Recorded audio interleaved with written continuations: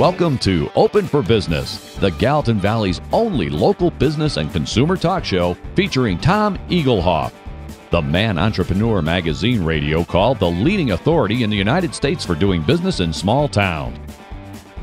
Here he is, speaker, author, small business consultant, and Mrs. Egelhoff's favorite son, Tom Egelhoff. All right, welcome everyone. Open for Business. We air every Saturday live from 11 a.m. to 2 p.m. Mountain Time on AM 1450 KMMS in Bozeman, 1340 KPRK in Livingston, Montana.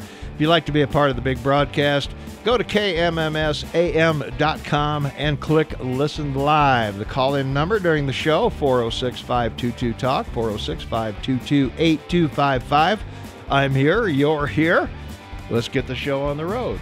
All right, welcome back. It is 25 minutes before the top of the hour. It's Saturday, August 13th, 2016. I want to welcome you to the podcast portion of Open for Business. Each week I share some tips and tricks I've learned over the years about advertising, marketing, promotion, and building strong, successful businesses. I do these Open for Business podcasts live every Saturday between 11:30 and noon Mountain Time from the studios of AM 1450 KMMS in Bozeman and 1340 KPRK in Livingston, Montana, and of course, we stream worldwide on the net at KMMSAM.com. If you missed any of my previous podcasts, you'll find them all on my YouTube channel. And while you're there, why not subscribe to my YouTube channel? And you'll never miss another podcast. You'll also find my podcast on my website at smalltownmarketing.com, smalltownmarketing.com. Go about halfway down the homepage on the left, and you'll find a link to the podcast and the YouTube page so you can catch up on any of my podcasts that you might have missed. Today's topic, I want to talk about target market advertising, visible and invisible ads.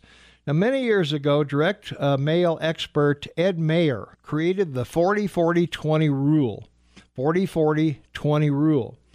Very simple advertising guide simply means that 40% of your success will be determined by how well you define your target market. The second 40% depends on how that target market perceives your products and your business. And the final 20% is the package that consists of the offer and the presentation of that offer.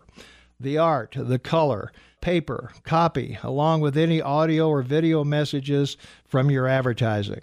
So how many invisible advertising messages did you see today? We're bombarded by so many advertising messages every day, it's impossible to take each one seriously. In fact, there's so many in our minds act as advertising filters.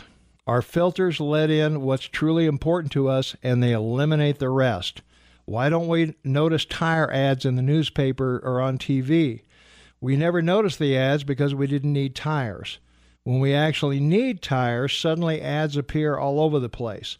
It's as though they were invisible, except when our minds tell us to notice them. Now, your advertising message only becomes visible to your target market when they need it. Customers become your target market when they see a need for your product or service. They have a need that has to be filled or a problem solved, and your ad promises a solution to their dilemma. Sometimes, after you fill your customers' needs, they fall out of your target market until your product or service is needed again. I don't need snow removal in summer or lawn care in winter. Your message will now be invisible to them. In most cases, they'll ignore it. They no longer need your product or service. So with people jumping in and out of the market, how do you define who they are and how to reach them? Well, let's use reverse marketing to a new target market. In traditional marketing, you'll define your ideal customer by income, education, etc., and then send your advertising message to them by the most direct and economical route available. You're doing everything you possibly can to find and reach them. Your target market analysis has shown you who they are and the best advertising medium to reach them. However, another segment of new customers are entering your market each day who have suddenly developed a need for your product. They may not fit your target market analysis.